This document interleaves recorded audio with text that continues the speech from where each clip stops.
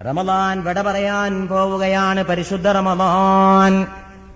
ആ വിട പറയാൻ പോകുന്ന റമദാനിന്റെ ഒടുക്കത്തെ പത്തിലാണ് ഈ ലൈലത്തുൽ ഖദ്ർ.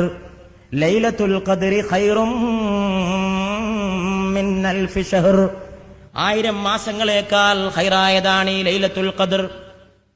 1000 മാസങ്ങളേക്കാൾ ഖൈറായതാണ്. 3000 രാവും 3000 പകലും എടുക്കുന്ന ഇബാദത്തിന്റെ പ്രതിഫലം ഒറ്റ രാവ് കൊണ്ട് വാരിക്കൂട്ടണോ? ഈ രാവിൽ ഇബാദത്ത് ചെയ്യുക, ഈ രാവിൽ ഇബാദത്ത് ചെയ്യുക. 80 കൊല്ലം ഒരു മനുഷ്യന്റെ ആയുസ് ഒരു പക്ഷേ 80 കൊല്ലം ഉണ്ടാകാൻ പ്രയാസമാണ്. 80 കൊല്ലത്തെ ഇബാദത്തെടുത്ത പ്രതിഫലം ഒറ്റ രാവ് കൊണ്ട് ലഭിക്കണമോ? ഈ പരിശുദ്ധമായ രാവ് കൊണ്ട് നേടുക.